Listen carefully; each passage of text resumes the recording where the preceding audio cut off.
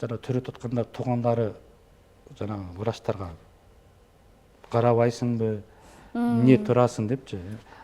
Эми жанагы төрөт атканда протограмма бар да.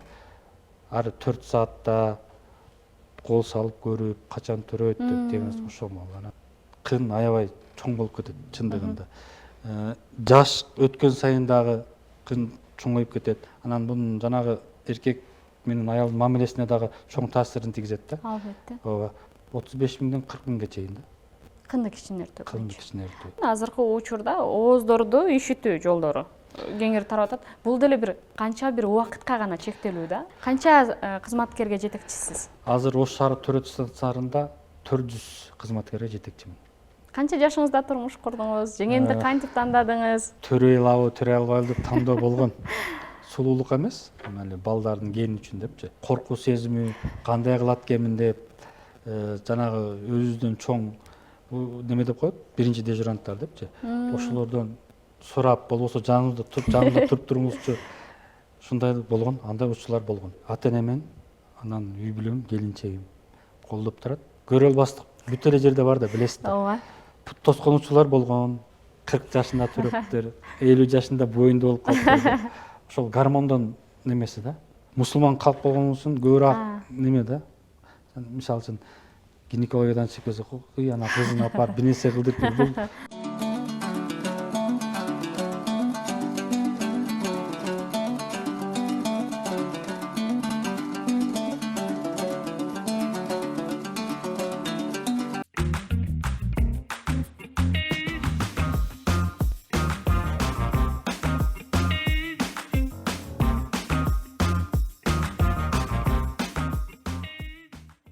Саламатсыздарбы кадырман телекөрүүчүлөр? Кайрадан сиздер менен эфир аркылуу көрүшүп жатканыбызга абдан кубанычтабыз. Ош ТВ подкаст берүүсү бул чыгарылышында өзгөчө конокту чакырган. Бул конок ким десеңиздер, сиздерге тааныштырып өтөйүн. Өзүнүн өмүрүнүн 18 жылын ушул медицина тармагына арнаган гинеколог, Ош шаардык төрөт стационарынын жетекчиси Тургунбаев Жеңишбек Албаттаевич конокто. Саламатсызбы, Жеңишбек байке? Саламатсыздарбы, урматтуу телекөрүүчүлөр. Мен силердин студияңарга келгениме абдан кубанычтамын. Кош келдиңиз. Негизи эле биздин чыгарылыштарда дейин коомго кандайдыр бир өзүнүн пайдасын тийгизе алган инсандар менен маектерди жүргүзүп келебиз. Сизди дагы ушул биздин коомго өзүнүн канча жылдык тажрыйбасы менен пайдасын тийгизген инсан катары чакырып отурабыз. Эфирден жолугушуп жатканыбызга дагы кубанычтабыз. Бүгүн дал сиздин ийгиликтериңиздин сыры же болбосо ушул кесиптин сизге берген кандайдыр бир таасири тууралуу кенен сөз кылабыз деп айта кетейин. Жана дагы Жеңиш аке, ушул сиздин өзүңүздүн өмүр баяныңыз боюнча дагы бир аз сүйлөшсөк. Негизи эле сиздин бала чагыңыз кайсыл жакта өткөн? Аты жөнүм Жеңишбек Албаттаевич, Кара Суу районунун Сабай айылынан төрөлүп ошол жакта чоңойгом. Мектепте ошол жакта бүткөнмүн. Ошол атам кардиолог врач, апам мугалим. 4 бир тууганбыз, 2 уул, 1 кыз, 3 уул. Ошол бала чагым айылда эле өскөн. Айылда эле өскөн. Ошол жакта өсүп, ошол жакта чоңойгом. Негизи эле гинеколог врач дегенде биз аябай негизи эле түштүк региону таң калабыз. Эмне үчүн эркек мырза болуп туруп гинекология тармагын тандап алды деген суроолор жаралат. Ар бир жака барсаңыз эле бул суроону байма-бай уксаңыз керек. Негизи эле дал ушул дарыгерлик тармакка кантип келип калдыңыз? Кичинеңизден балким мугалим болот деп жүрөсүз, балким кандай учурда ушул чечимди кабыл алып ушул тармакка келдиңиз? Туура кызыктуу суроо бердиңиз. Гинеколог болом деп негизи 10 класста эле чечим чыгарган экенмин. Жанагы ошол маалда анкета жазсабыз да, первый класс депчи. Ошону мен 20 жылдыкка барып ачып окусам, ошо 10 класста эле жазган экенмин да, акшер гинеколог болом депчи. Эми алиги ниет кылган экенмин, ошол ниетиме жетип отурам азыр. Ошол ниетке жараша деп коет да. Эми өзүм атам кардиолог, врач болгон үчүн ата кесиби дагы деп койсок болот. Алма сабагынан алыс түшпөйт дегендей, сиз дагы ушул дарыгерлик тармакты тандап калдыңыз. Эмнеге кардиолог эмес? Эмнеге травматолог эмес? Эмнеге башка эле бир тармак эмес гинекология? Именно гинеколог, ооба. Себеби мага ошол маалда мектепте окуп жүргөн маалда мага кызык болчу да. Айрыкча мына баланы операция жолу менен төрөтүү деп коет, кесарево жолу менен. Ошол кантип ичинен кесип алат, кантип чыгарат бала, бул мен үчүн бир кандай десем сыр, табышмак болчу. Ошол маалда анан мен аябай кызыкчумун ошогочу. Кантип ошон адамды кесип ичинен баланы алып чыгат депчи. Анан эми медицина тарабынан билген эмесмин, анын үчүн көптөгөн команда болуш керек экен, уктатуучу наркоз болуш керек экен, кесиле турган же атайын өздөрүнүн жолдору болот. Ошол кесипти тандагам. Кызыгуум аябай күч болчу да, менин кызыгуум аябай күч болчу. Негизи эле айтып калышат го, кандай тармак болбосун, сөзсүз түрдө башында оор болот деп. Ушул оор күндөр сизде деле өтсө керек. Жумушка болгон адаптация дейбизби, же болбосо бул тармакты тандап алып, ошол окуп жүргөн кезиңизди эске салайлы, бул тармакты тандап алып, эмнеге ушул тармакты тандадым экен? Неге башка эле жолдон кетпедим экен деп өкүнгөн күндөрүңүз болду беле? Менде анда өкүнүү болгон эмес, себеби медакадемияда окуп жүргөн кезимде эле 5-курста мен Бишкек шаарында биринчи төрөтүүнө акушерка бул аял кишилерге айтат, акушер болуп жумушка киргеним да. Ошого өкүнүүм эч кандай болгон эмес. Ошол Бишкек шаарындагы биринчи төрөтүүндө иштедим. 1,5 жыл, 2 жыл иштедим. Ошол да мага пайдасын аябай берген да. Ушул даражага жетишимчи. Эч кандай өкүнүү болгон эмес гинекологияны тандаганымчы. Бизде коомубузда дейли эркек кишилерге болгон чектөөлөр аябай көп.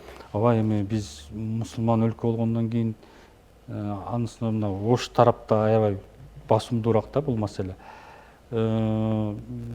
Мен ооба көптөгөн болгон.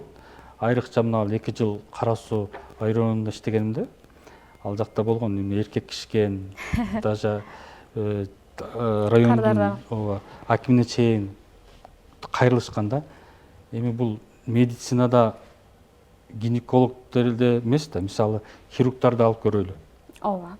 Травматологдорду алып көрөйлү. Мамолог деп коет. Аял кишилер, хирургдар аз да. Эми ошондой эле кабыл алышыбыз керек да. Эркек гинеколог десе эле төрөт эмес. Эркек гинеколог көбүнчөсү оперирующий хирург деп коет. Операция жасаганга көбүрөөк басым жасалат. Ооба. Ошол. Анан ооба көпчүлүк тоскоолдоо болгон, эми мусулман өлкө болгонубуздан кийин кээ бирде көрөрдүн алдында жанагы бейтапты көрөрдүн алдында күйөөсүнөн, жолдошунан уруксат сураган күндөр болду. Келинчегиңизди же немеңизди ушинтип келип туруп уруксат берсеңиз деп. Ошондуп эми өз угун, өз жолу менен иштеп эле келатабыз. Бирок тоскоолдуктар болгон. Ушул тармакты, ушул кесипти тандап атканда жакындарыңыздын болгон реакциясы дейбиз. Атам медик болгон үчүн эч кандай эмес, бирок апам аябай каршы болгон. 6-курсту бүтүп, ординаторго тапшырып тапшыргандан кийин атам менен апама чалбай айтканмын да Бишкектен. Ата ушинтип гинекологию тандадым десем, апам аябай капа болгон. Жанагы эми аял кишилердин карагандан башка сага кесип жокпу депчи. Эми азыр сүйүнөт. Балам, рахмат сага депчи. Себеби тааныштары чалат, балаң айтып кой төрөтүп берсин деп, тууган урук чалат. Ошого азыр ошолор барып апама рахмат айтып, жолугун салып дегенде ошо азыр эми туура эле кесип тандаган экенсиң балам деп рахматын айтат азыр. Сизде ийгиликтүү мырзанын апасы кандай болду экен? Апаңызды сүрөттү айтып берсеңиз апаңыз жөнүндө. Апам аябай мээримдүү, түшүнүктүү, ар дайым мени ушул убакка чейин колдоп келет. Балам, туура жүр. Балам, сен врачсың, сен жетекчисиң. Түз жүр депчи. Эми эч ким апасын жаман дей албаса керек. Апам мен үчүн эле бейиш деп коет го. Апам менен мен сыймыктанам. Апам менен мен мактана алам да. Апам жакшы адам. Апам мугалим деп калдыңыз. Апам физикадан сабак берген. Апам айтканда, неге менин кесибимди эле тандасаң болмок да депчи. Анан ошол кээде капа болуп, ошол тандаганда капа деле болуп жүрдү. Мен деле тааныштарым бар эле, сен деле мугалим болсоң депчи.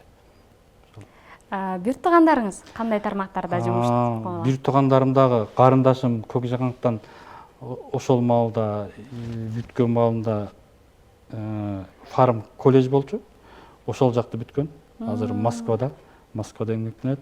Менен кийинки иним бар 84 жыл. Ал курулуш тармагында иштейт. Курулуш тармагында. Анан эң кичинебиз 97-жылкы. Ал быйыл ординатураны бүтүп атат, кардиолог. Атамын кесибин ошол эң кичинекей инибиз тандады да. Эң кичинекейиз ошол атамын жолун жолдоп азыр кардиологияны окуп атат. Окуп бүттү. Ординатурада акыркы жылы. Мындайча айтканда, врачтардын династиясы турбайбы билебиздер. Эле ата кесиби деп тандайт экен да ошол. Жалпы эле бул тармакта жүргөнүңүзгө мына 18 жылдын жүзү болуптур. Дал ушул тармактын кыйынчылыгы, ысык соогу дагы баштан түзүгүлө өттү. Ооба, айрыкча эми жаңы кирген ишке маалда, жаңы ишке кирген маалда күзөткө коет да. Түнкү күзөттөр. Түнкү күзөттөр аябай оор болгон, уктабайсың, жанагы кайрылган бейтаптар, кош бойлуулар деп коелу, аябай көп. Алардын характери, туугандардын характери дегендей, сен эркек экенсиң го, сен кирбе дегендер. Анан эми аял кишинин жаны жана төрөт болуп атканда ооруйт да. Анан аргасыз киргенге болот да, түшүндүрөсүң да туугандарына. Кирбесем болбойт. Кан кетип калышы мүмкүн, же болбосо ичиндеги бала чарчап калышы мүмкүн деп мындай түз сүйлөшүп неме кылсак, түшүнгөндөр болуп, түшүнбөгөндөр чындыгында болбойт. Ошол эми айрыкча ошол жаш кезинде жумушка биринчи кирген маалда ошол түнкү күзөттөгү оор күндөр тамак жегин албайсың да, мындай жакшы кеңирип отурупчу. Эмне себептен? Себеби төрөт болуп калат, кабыл алууга чакырып калат, операция болуп калат, кээде мындай жатындан сырткары деп коет, внематочный кош бойлуулук. Ошондой келип калат, ошого эми түнү менен ошону иштешин, анан дем алып эс алуу деген жок күзөттө. Ошол Эң негизги оорчулуктардын бири жаңы жумушка киргениңизде күзөт мезгили болуп. Күзөт мезгили болгон. Негизи эле медицина тармагын дейин, дарыгерлик тармакты окуп үйрөнүү дагы аябай көп күч аракетти, акылды талап кылган тармак десем болот. Сиз тандаган тармакта бул эки эсе десем жаңылышпайм. Себеп дегенде аялдарды түшүнүү дагы бул чоң бир жоопкерчилик. Мына ушул аялдарды десем, кандай деп айтсам туура болот? Аялдардын психологиясын дагы окуйсуздар да, аялдарды кантип түшүнөм, кандай Ооба, психологияны сабак өзү медакадемияда окуп жүргөндө эле 4-5 курста атайын окутат. Именно ушул психология боюнча бейтаптарга кандай мамиле кылыш керек, бейтаптар менен кандай сүйлөшүш керек. Бул да бул билим да, психологиячы, грек тилинен алган. Бул да билим, илим чоң. Эми билесиздер, психологдор бар атайын. Жана ирландиялык бир поэт бар экен да, Оскар Уайлд деген, ошол жакшы бир сөзү бар экен. Каждая женщина бунтарь депчи. Себеби аял киши мындай, кандай десем, эртең менен жакшы, кечинде аба ырайы сыяктуу да. Ошол эми анан аял кишинин айрыкча кош бойлуу кезиндеги психологиясы аябай өзгөрөт. Эми психологиясы бүт организмин өзү өзгөрөт да. Кошо ошол аял, кош бойлуу аялдын психологиясы жактан дагы өзгөрүүлөр болот сөзсүз түрдө. Мисалы алып көрсөк, жанагы токсикоз деп коелу, талгак. Ал дагы өзгөртөт. Мисалы үчүн кээ бир нерселерге буга талгак болом деп сиз деле угуп жүрсөңүз керек. Бензинге талгак болгондор бар, красканын жытына талгак болгондор бар. Эми ошол дагы кош бойлуу аялдын психологиясын өзгөртөт. Анан жанагы эркек кишкен деп келип көрүнбөй кеткендер да болгон психологиясы эми ошондой болот. Анан жанагы сарафанный радио деп коет го. Кээде азыркы учурда. Ооба. Кээде чыгып көз сурайбы же туугандары бул жеңиш деген кандай врач эркек кишкенден ошо сурап калышат. Ошол психологиясы эми ошол эркек кишкен деп көбүнчө ошондой болсо, а так врач деп көп эле неме кабыл алышат. Бул алгачкы ушул тармакка кеткениңизде төрөтканада иштеп калдым, Бишкек шаарында деп жатасыз, 1,5-2 жыл. Келиңиз ушул учурдагы алгачкы төрөткө кирген биринчи ал Бишкекте окуп жүргөндө 5-курста биринчи роддом төрөт үйүнө акушер болуп ишке киргенмин. Биринчи төрөтүм эсимде. Бала салмагы чоң болуп, төрөт жолдору айрылып кеткен да. Анан ошондо көрүп канды аябай көп кеткен. Ошондо мындай жанды биринчи көргөмдө төрөттү жанынан. Мындай видео курстардан эмес, ошол төрөттү жанынан көргөм да. Ошондон анан ойлогом, апам да мен ошентип кыйналды депчи. Ошондой сезимдер аябай болгон. Жанагы кан кетип калгандан кийин шок деп коет, шокко түшүп калып, жана кесири бар, дубойн, ооба. Бир эгиз балдар төрөткөнбүз. Ошол маалда хирургтар менен. Биринчиси УЗИден башы менен деп берген да бизгечи. Анан жанагы жатынды кесип атсак эле көчүгү менен турат да. Анан жанагы скальпел менен бир аз кесилип ошондой башы менен деп көчүгү менен турганын. Биздин техникалар деле жаңылыш көрсөтүп калышы мүмкүн. Ооба, УЗИден завис болот да. Кандай көз каранды. Эгер УЗИ аябай опыттуу неме болсо, тура эле аныктама берип дарттамай коет. Бизде бирок азыр технология өнүккөн заман. Ооба. Баары соцсеттешип баратат, баары онлайн тармактан эле азыр акча таап калдык. Бул тармакты мурда айтса ишенчү эмеспиз. Ооба. Кантип эле биз телефондон акча табабыз депчи. Анан технология өнүккөнүнө жараша медицина тармагы дагы бир канча жогорулады. Биздин Кыргыз Республикасында эле мекенибиздин медициналык абалы кандай деңгээлде деп ойлойсуз? Азыркы бир 10 жылга салыштырмалуу, өзгөрүү өтө көп бар. Медицина тармагында азыр мисалы үчүн 10 жыл мурун ошол эле сокур ичегин аппендицитти алып көрөлү. Кесип операция болчу да. Мен бир эле мисал алып айтам. Азыр лапароскоп деген аппарат менен адамдын ичинен үч жеринен тешип туруп эле жөн эле алып коет. Бул жанагы контакт аз деп коет да. Ошондой. Бунун эч кандай зыяны жокпу ден соолукка? Зыяны эч кандай жок. Наоборот, ошол операция болгон бейтап эртерээк бутуна туруп, эртерээк кыймыл аракет болот да. Бул дагы техниканын өнүгүшү. Анан эми өзүм тармакта иштеген гинекология тармагында айтсам, гистероскоп деген аппарат бар. Жанагы аял кишинин жатындарында папиллома деп коет, сөл сыяктуу. Анан синихия деген дарттама бар. Жанагы ошол төрөт чыга турган жолдордо шейка деп коет, жатын моюнчасынын ичинде. Кынында ошолор тосулуп калган да. Синихия. Ошолорду гистероскоп аппараттары менен дарылап калдык. Ошол өнүгүү бар медицина тармагында. 10 жылды салыштырмалуу бар. Мисалы, мына бел грыжасын айтып коеюн. Аны дагы азыркы түрдө ошол Ошто эле бир 2 жеке менчик клиникада лапароскоп менен жасап калышты. Бул дагы бул жеке менчик клиника. Бул дагы медицинада болгон чоң кадамдардын бири. Бул дүйнө жүзү боюнча Кыргызстанда дагы ошол нерселер бар. Буга чейин биздин ата бабаларыбыз дейли, ата бабаларыбыздан кийин ата энелерибиз көп жоготуу болгон. Ошол төрөттүн натыйжасынан канчалаган энелер көз жумду десем да болот. Ошол бирден бир себеби эмнеде?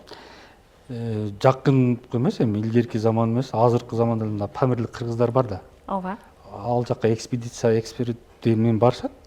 Алар деле айтып келет, төрөт кандай десем, шарт жок болсо төрөт кыйын да. Шарт жок болсо бүт эле нерсе кыйын болот да.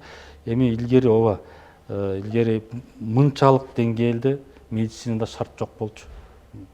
Бирок андай дегениңиз менен шарт жок деп атабыз. Ал мезгилде аялдардын организми дейин аябай жакшы болгон. Азыркы аялдардын ден соолугуна салыштырмалуу мен баса айта алам, ооба, мындай айырмасы чоң. Эми буну кантип түшүндүрүп кетсем, табигый нерселерди илгерки аялдар, чоң энелерибиз, эжелерибиз деп айтайлы, табигый нерселерди, табигый, эч кандай кошумчасы жок, табигый нерселерди жеген үчүн организми, ден соолугу чың болгон. Анан илгери эми кыймыл аракет өтө көп болгон да. Демек кыймыл аракет да таасир берет төрөткө.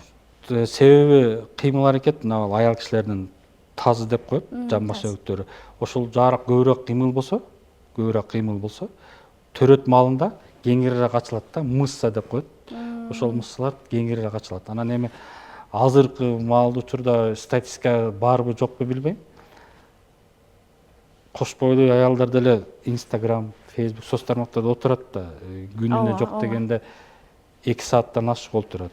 Кыймыл аз. Ошон үчүн азыркы учурда табигый мөмө жемиштер, башка эт азыктары же болбосо конфеттер аябай көп. Бул дагы кошумча химия. Химия кандайдыр бир деңгээлде адамдын организмине таасирин тийгизет деп ойлойм да мен. Ошого азыр иммунитет бир аз начарлыйраак, аз кандуулук аябай көп. Бул медицина мына кош бойлуулардын немеси боюнча биринчи көрсөткүч деп сындап ойлосом айтсам жаңылышпайм да, аз кандуулук аябай көп. Аз кандуулук бул эмне, кан өзү ошол организмге кислород ташып берет, азык ташып берет бүт организмдерге. Эгер кан азы болсо, ошол азыктар, кислороддор жетпейт да организмге.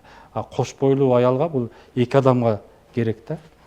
Бизде кандайдыр бир эмне деп койсом, атайын бир аныктама барбы? Бир аял мынча балага чейин эле төрөсө болот деген. Жок, эми андай аныктама жок. Негизи Медицинада каралганбы? Медицинада андай аныктама каралган эмес.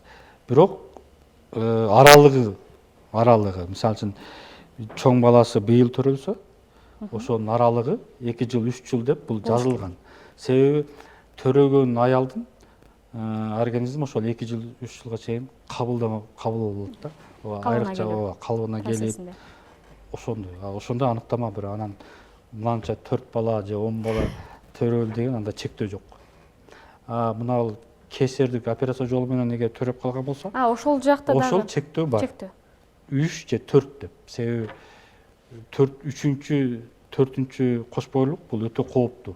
Эмне себептен? Себеби жатын кесилген жер, баланын салмагы же болбосо бир аз кыймыл көбүрөөк болуп, же болбосо бир жактан кандай десем травма алып калып жыгылып калса, ошол кесилген жер жатындын айрылып кетиши мүмкүн, дагы кровотечение болуп калышы мүмкүн. Кровотечение. Бул аябай кооптуу жагдай. Ичинде кан кетип, кээ бир учурларда көрүп деле жүрөбүз, практикадан айрылып кеткендер болот. Ичинен кан кетип, апасы дагы ичиндеги ымыркай дагы чарчап калган күндөр болгон. Бул тармакта мындай деп да угуп калдым. Канчалык төрөгөн сайын, эне көп бала төрөгөн сайын зрениясы начарлайт, көздүн көрүүсү. Ошондой бир организмге кандайдыр бир тармактарына барир өзүнүн зыянын тийгизет экен. Ооба, негизи төрөт, эми физиологиялык төрөт да. Аял кишинин мына жан баштарынын өзүнүн атайын немелери бар, размерлер деп коет.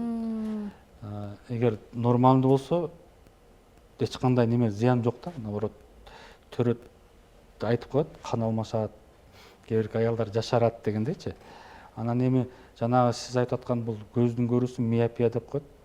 Ооба, миопиясы окулист дарыгерлер бизге миопиясы жогорку деңгээлде 3-чү же высокий степени деген болсо, анда ошол операциясы жолу менен болот да. Эгер өз алдынча төрөп калса, чындыгында жанагы ыйынган кезде, адам жана кош бойлуу ыйынган кезде көздүн ичиндеги кичинекей майда сосудтар жарылып кетип, кийин көрүүсүнө тоскоолдук таасири этип калышы мүмкүн.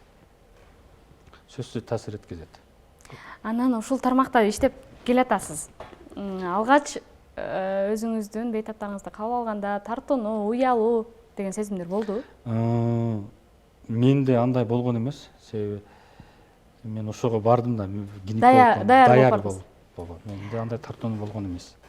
Наоборот, кызыкканмын тармакка. Андай тартынуу болгон эмес менде. Азыр бизде кенен эле тарап калды. Азыр аялдар деле эркек врачтардын колу жеңил деп барган учурлар көп. Анан ушудан сурагым келип атат. Аял гинеколог менен эркек гинекологдун кандайдыр бир жерде же дарылоо ыкмасында дейминби, өзүнүн айырмасы барбы? Аял гинеколог менен эркек гинекологдун өзү статусу, врач деген гинеколог бир эле статусучу.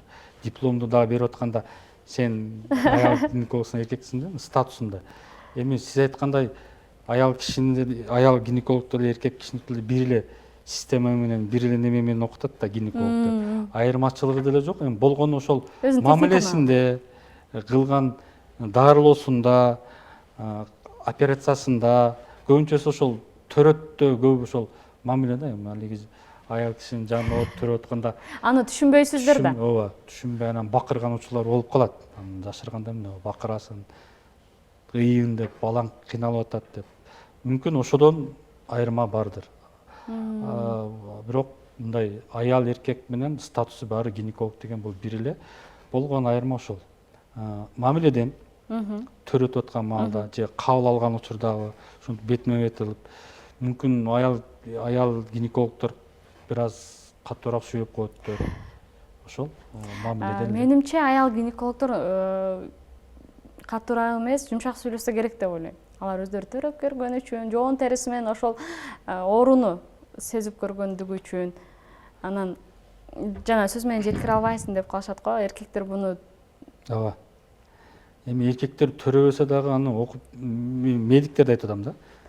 Сезет да, ошону билет мындай.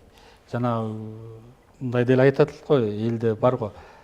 Төрөп атканда мен күйөөсүн ичи ооруду же болбосо төрөт үйүнө кетип атканда майкасын алып ал же бир нерсесин життеп ал деп. ошондой ырымдар кандай? Ошондой ырымдар эми кээ бирлери айтат жардам берди дейт. Кээ бирлери билбейм. Эми жардам бергөн үчүн илгерки энелерибиз, апаларыбыз ошолорду кылып жүргөн да. Бизде дагы азыркы учурда дагы кайдыр кылышабы? Ооба, кылышат. Күйөөсүн бир нерсесин алды же майкасын же бир кийингесин ошентип алып келишет. Азыркы учурда эми мына соц тармактарында төрөт маалында онлайн поддержка бергендерди көргөм да, колдоп. Аялынчы телефондон СМСтер аркылуу. СМСтер колдоп. Бир 3-4 жыл мурун жанында партнерский төрөт деп койчу. Азыр мына ковидтен кийин алып койдук да. Ошондо дагы көп жардам берчү да, жанында турганчы. Азыр эми аны алып койдук. Бирок ошо алып койгон дагы жакшы болгон да. Себеби жана төрөтүп аткандар туугандары жанагы врачтарга карабайсыңбы, эмне турасың депчи. Эми жанагы төрөтүп атканда программа бар да. Ар 4 саатта кол салып көрүп, качан төрөйт деп деген ошол мал. Анан ар 2 саат, ар 45 мүнөт 15 мүнөттө баланын жүрөгүн угуп турат. Ошону эми жанагы туугандар укпайтасың, кылбайтасың дейт. Ошол уруш талаштар аябай көп болгон. Ошол партнер төрөт деп ошол.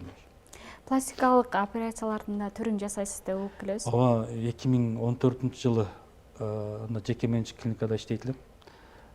Атайын Санкт-Петербург шаарына барып, Мечников деген университетте пластик хирургия боюнча окуп келгенмин 5 ай.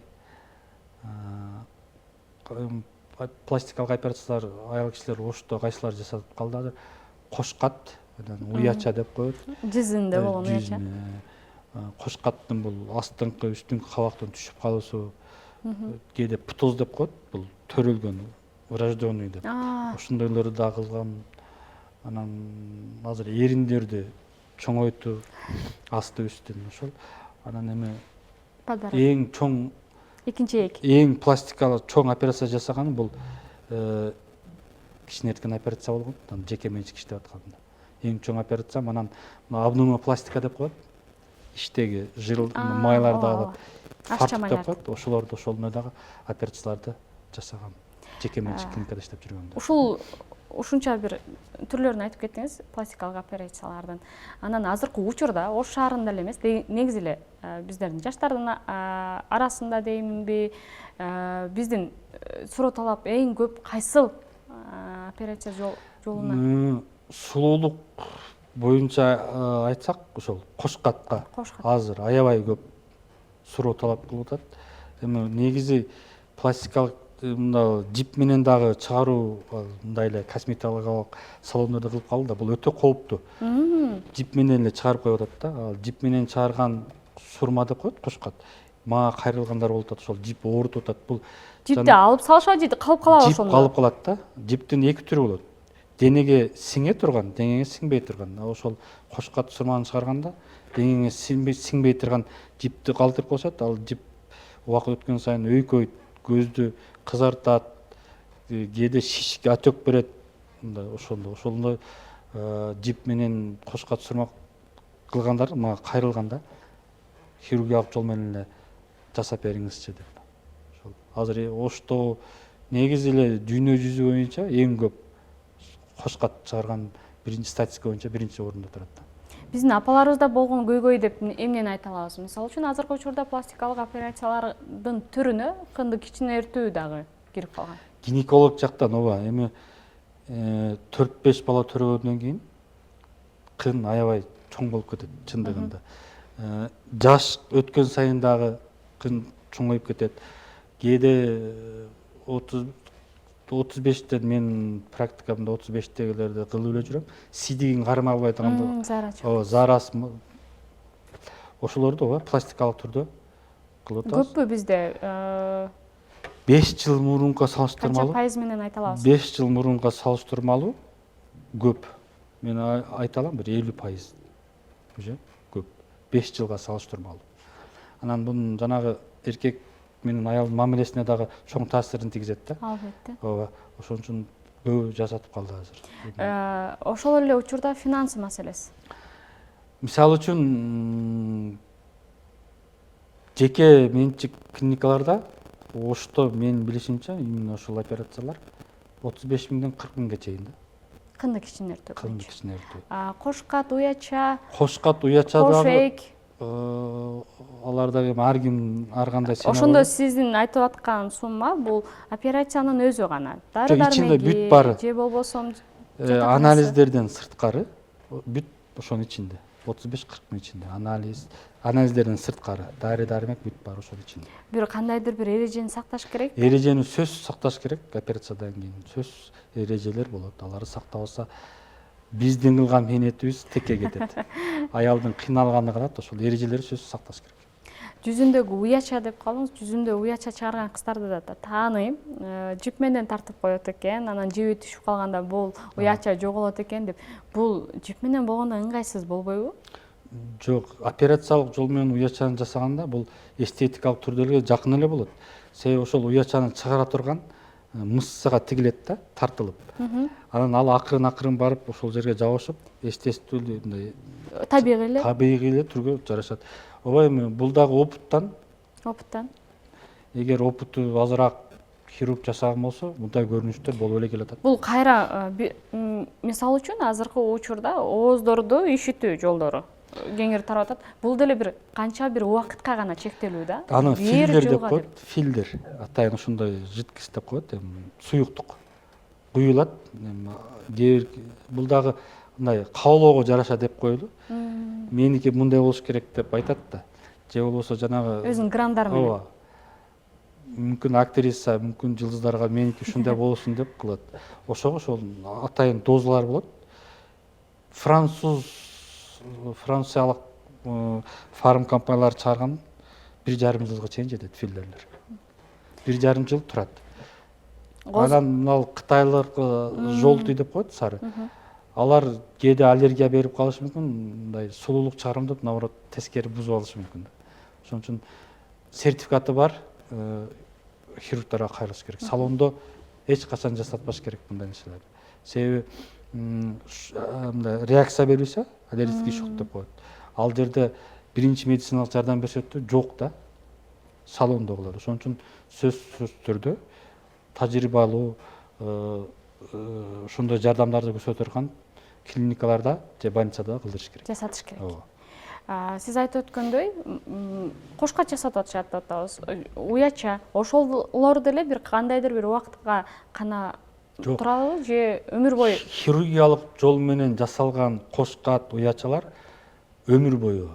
Мисалы үчүн сиз 35 жашта жашатсаңыз, 60 жашка дагы эми түшөт. Бул естественно жаратылыштан нерсе, бул түшөт. Ооба, терин. Ошол маалга чейин болот. Мына кээ фильдерлер аркылуу да жасап чыгып калды азыркы. Алар убактылуу. Хирургиялык менен жасалган операциялар бул түбөлүк. Аябай жакшы. Келиңиз, Жеңиш аке. Эми сиздин кандай жетекчи экендигиңизди сүйлөшөлү. Эми мен жетекчи болуп келгениме мына 6 айдын жүзү болуп атат. эми мен өзүм баа бере албайм да. Мындай жетекчимин, мындай бирок талаптарыңыз талаптарым эми жумушка эрте келип, өзүнүн милдеттерин так аткаруу. канча кызматкерге жетекчисиз? Азыр Ош шаар төрөт станцияларында 400 кызматкерге жетекчимин. Алардын арасынан 80дей врач, калганы медайымдар. Эмгектенишет. Жеке жашооңуз тууралуу да сөз кылсак. Жеке жашоом, Канча жашыңызда турмуш курдуңуз? Жеңемди кантип тандадыңыз? жеке жашоом боюнча Сиз эми айымдар менен иштеше бергендиги үчүн айымдарды карап туруп эле билсеңиз керек. Же аша чапкандык болот? эми ооба гинеколог болгондон кийин жанагы мен айткандай төрөй алабы, төрөй албайбы деп тандоо болгон. Сулуулук эмес, эле балдардын гени үчүн депчи. Карап, айрыкча жамбаштарын дегендей өзү төрөй албайбы, төрөйбү, төрөй албайбы деп. 4 балам бар. 2 уул, 2 кыз. 2010-жылы үйрөнгөнмүн, ушул окуп жүрүп иштейм деп жүрүп, бир аз кеч үйлөнгөнүм. Келинчегим түгүүчү болуп иштейт. Тигүүчү. Шаарда турасыздар? Шаарда турабыз. Келечекте кандайдыр бир пландарыңыз жокпу? Чет мамлекетке чыгып, ушул тармакта иштеп келсем же дагы бир тажрыйба алып келсем деген. Негизи тажрыйбаны окуу жыл сайын эле болуп турат бизде, медицина тармагындачы. Себеби жыл сайын өзгөрүүлөр болот. Ошолорду биз окуп турбасак болбойт да. Жанагы сиз айтканда сырткары чыгып иштеп келүү бир 2-3 жыл мурун болгон. Бул жерге келгенге чейин, Ош шаар төрөсүнө жетекчи болуп келгенге чейин Москвада барып иштеп келсем деген ойлор болгон. Ошол. Жөнөкөй врач катары иштегенге караганда жетекчи болуп иштегендин айырмасы эмнекен? Жөнөкөй врачты эми өзүң ишин кыласың, анан ошол караган бейтарыңа жоопкерчилик. Бир эле, мисалы үчүн бир палата дейли, ошолорго эле жоопкерчиликсиң да. Жетекчи бул кызматкерлерге, бейтаптарга, жана мындай Ош шаарынын иштеген мындай ишканаларга жоопкерчилик өтө чоң экен, жетекчиликтин. Мен ошону жетекчилик болгону ошону сездим. Жоопкерчилик өтө чоң, анан көп болот экен. 18 жылдык иш аракетиңизде бул ушул жетекчилик намына чейин көтөрүлүшүңүз дагы бул чоң эмгекти талап кылат, албетте. Кандайдыр бир жумуштарды жасап бааланбай калган учурларыңыз да болдубу?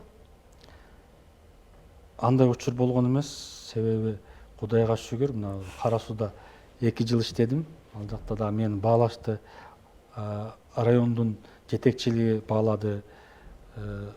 Кара Сууда иштеп 2 жылдын ичинде 400 операция жасапмын. Буга чейин ушуга чейин мындай болгон эмес экен Кара Суу районунда. Именно ушул гинекология жактан. Мен ойлойм чоң салым коштум деп. Албетте. Негизи ар бир ушундай операцияларга кирип атканда дейминби, сүйүр болуп, коркуу болобу? Башта болчу. Жаңы ишке кирип, түнкү күзөттө андай учурлар көп болгон.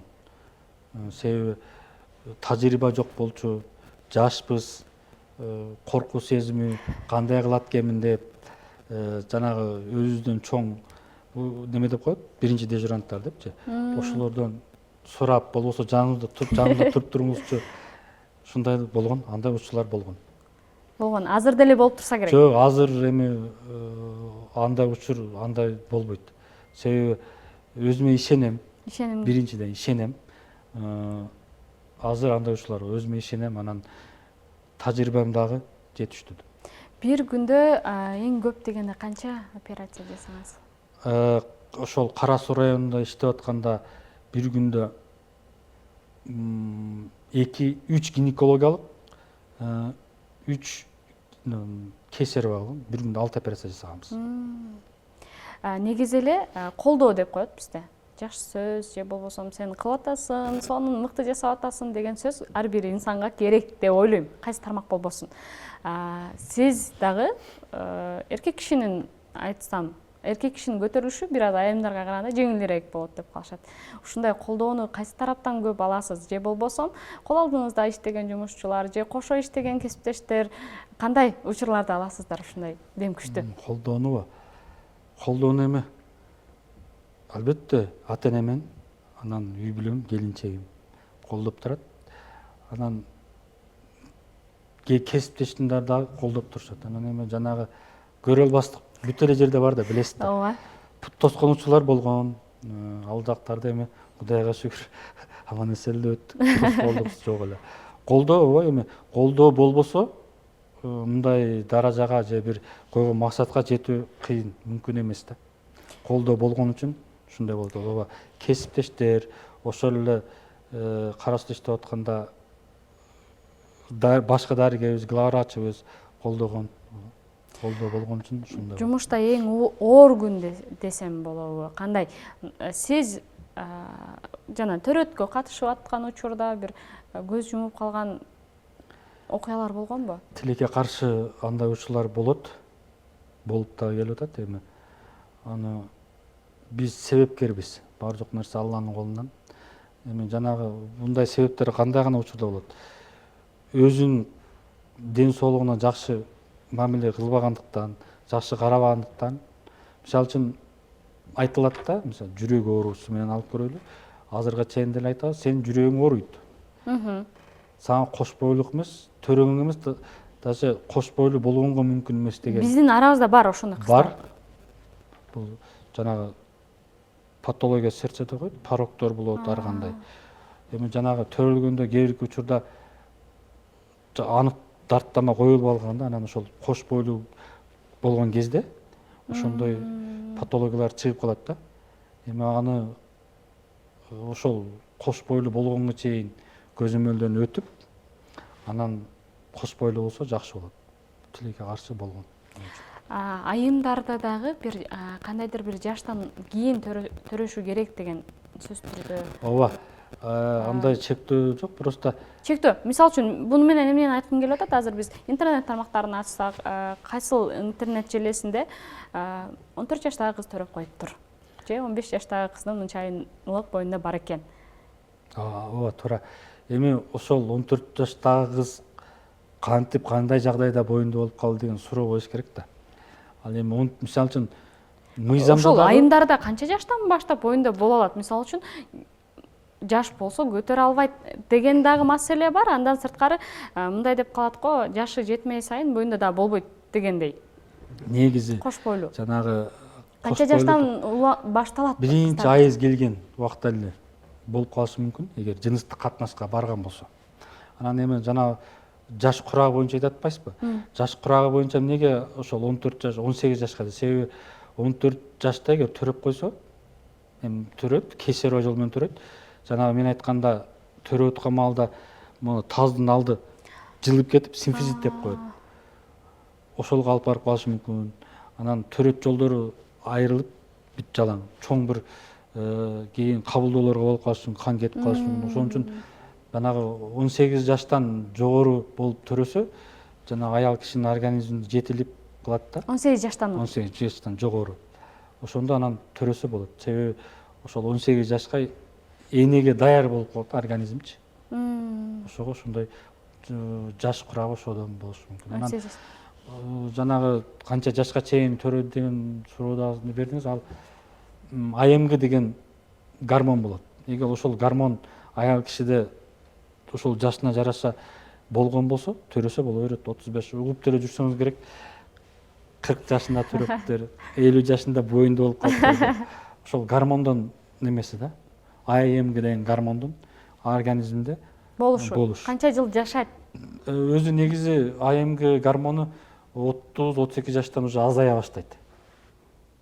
30-32 жаштан уже азая баштайт аял кишилер. Бул энелик клетка деп койсок да болот. Сиз энелик клетка деп атап атасыз. Мен азыр бойдок кызмын. Мен дарыгер атайын больницага барып, анализ тапшырып, ушул канча энелик клеткам калгандыгын билсем болобу? Билсеңиз болот. Эртең менен ач карынга барып туруп, ушунда АМГ деген гормон менен десеңиз, сизге текшерип берет, 2 күнүн ичинде сизге жоогун айтып берет, жыйынтыгын айтып берет. Демек, биздин технология ошо тармакка чейин өнүккөн. Ооба, эркектерде деле билсе болот. Эркектерде эми бул сперма деп коет. Спермасын деле эми кыймылдагычын жана патологиясын билсе болот. мен угуп калдым, бул эми чет мамлекеттик маалыматтарга таянсам дейминби, чет жакта атайын барып турмушка чыкканга чейин 30 жашта болобу, 35 жашта болобу атайын энелик клеткаларын текшертет экен. Анан мен канча пайыз эне болсом болот деп ооба негизи даярданышат экен. Бизде андай даярдануу жок болсо керек тилекке ооба каршы. негизи бизде андай даярдануу бар. Мына үй бүлөнү пландоо деп же планирование семьи деп. Атайын мекеме дагы бар. Брак и семья деп Ош шаарында. Ооба. Ошол жерге барып эми эненин ден соолугу бекем болсо, бекем бала төрөлөт деген сөз бар да.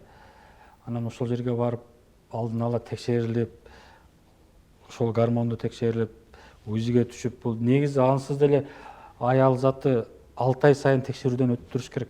Эмнелердин алдын алыш үчүн кандай ооруларды? Мисалы үчүн ВПЧ деген жатым моюнчасы деп коет, рак шейка матка деп. Ошонун алдын алыш үчүн ВПЧ 16-18 деген дарыны текшерип туруш керек. Ар 6 ай сайын же 1 жыл сайын. Канчалык алдын алса, ошончолук дарылоо оңой болот. Жанагы сөз бар го. Ооруну жашырсаң ошон үчүн наоборот ошондой изилден туруш керек да өзүнүн. Анда биздин кыздар дейин турмушка чыкканга чейин эле ден соолугуна кам көрүш керек. Кам көрүш керек сөзсүз түрдө. Себеби келечекте эне болосуңар да. Эне болуш үчүн ден соолук бекем болуш керек. Анан бүт организмди текшертип койгондо эч кандай зыяны жок. Ошол эле жүрөктү, экиге бул арзан эле жана жеткиликтүү. Барасыз, жүрөгүңүздүн точкаларына экигин немелер диоддорун коет, текшерет. Эгер патология болсо айтат. Анан дарылап алат. Канчалык эрте тарттан аныкталса, ошончолук дарылоо оңой. Турмушка чыкпай туруп, кыздар дагы жатын моюнчасынан жабыркагандар бар, мындай оорулары болот экен го, ошонун ВПЧ 16-18 де ошол ооба. 16-18 бул тукум куйчулуктагы немеси бар. Эч кандай зыянын тийгизбейби? Мисалы үчүн эмне деп койсом, кыз бала болсо, муну операция жасатыш үчүн. Эми анын эгер андай ошондой ВПЧ 16-18 менин тажрыйбамда болуп эле келатат, тилекке каршы болуп эле келатат. Эми аны дарылап эми операцияга жеткизбеш керек да. Убагында. Кандай бир белгилери болобу? Кандайдыр бир. Ошол 16-18 өзүнүн немесинен көбүрөөк чыгат. Нормасынан. Ошондо анан дарылаш керек. Мисалы үчүн азыр ошол ВПЧ 16 мектепте уже вакцинация баштады. Бул дагы жакшы көрүлгөн да. Мисалы үчүн буну байкабай калышы мүмкүн да. Ал кыз болсо, бойдок болсо, жашап жүрө берет, эмнеден болуп атат түшүнбөй. Ооба, эгер өзүн ошол анализ тапшырып изилдетпесек, ооба, жүрө берет. Анан кош бойлуу келип же турмушка чыккан маалында бул күчөп кетиши мүмкүн. Ошол ВПЧ 16-18 бул ошо жатын моюнчасынын рак шейка матканын алдын алуусу да. Бизде түшүнүк аз. Маалымат. Гинекология тармагы бизде жабык түрдө болгондуктан энелерибизде, кыздарда, айымдарда түшүнүк аз. Түшүнүк аз болгондуктан кыз мезгилинде текшерүүгө барбай атышпайбы? Түшүнүк аз, анан маалымат, анан кандай десем, жанагы биз немеде мусулман калп болгонубуз үчүн көбүрөөк неме да. Мисалы үчүн гинекологиядан чыгып келсе, ана кызын алып барып бир кылдырып бул текшерип туруш керек сөзсүз түрдө. Анын эч кандай зыяны жок, наоборот, тескерисинче алдын билинет да ошол. Ооба. Мисалы үчүн мына Европа жактарда алдын ала алат. Статистика боюнча ал жакта азыраак да. Рак шейка матка. Бизде көп, тилекке каршы көбөйүп атат күндөн күнгө. Анан ушул тармакты, гинекология тармагын тандаган биздин студенттерге дейин, ушул тармакты тандап жаткан жаш окуучуларга болсун айта турган кеңештериңиз? Эми азыр гинекологияны гинеколог болуш үчүн өтө көп эмгек керек, тажрыйба керек, анан каалоо болуш керек. Ошол кесипти сүйүш керек да. Анан мынантип сүйбөй эле үстүртүдөн жүргөндө аябай көп немелер болушу мүмкүн. Жана осложнение деп коебуз. Эгер билбесең, билбей турсаң, операция маалында мүмкүн жана жатындын бир тамырын кесип алсаң, бул кан жоготууга алып барат да. Же болбосо төрөтүп атканда. Ошол кесипти гинеколог бул кесипти сүйүш керек. аракет кылыш керек, жыл сайын окуш керек. жыл сайын өзүн өзү өнүктүрүш керек. Ансыз мындай немеге деңгээлге жетиш өтө кыйын. Азыркы учурда үйдө отурган айымдарга, негизи эле жаш энелерге, чоң айымдарга болсун, бардык муунга сиздин экөөбүздүн ортобуздагы интервьюбуз, маегибиз аябай пайдалуу болду деп ишенем. Сонун маалыматтар менен бөлүштүңүз. Анан дагы жалпы телекөрүүчүлөргө айта кетсем, биздин атайын ушул берүүбүздүн өзүбүздүн демөөрчүбүз бар. Бул Барбол кондитердик компаниясы, ата мекендик өндүрүштүк компания. Ушул компаниянын сизге таттуу шириндиктерин берип койсом.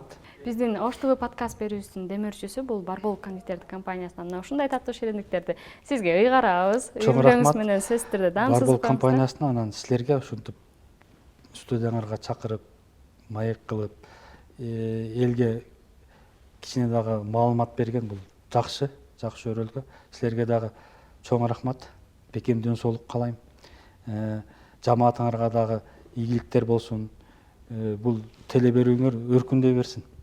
Сөзсүз түрдө агай.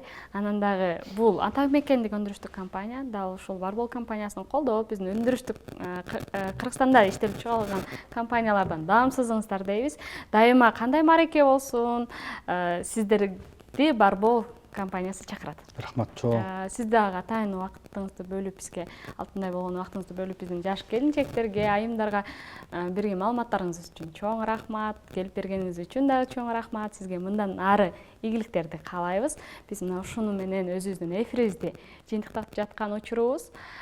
Ош ТВ подкаст берүүсүндө мына ушундай сонун кызыктуу маек болду. Сиздер менен мен Гүлүз Орозбек кызы болдум. Кийинки чыгарылыштарда кайрадан көрүшкөнчө сак саламатта туруңуздар.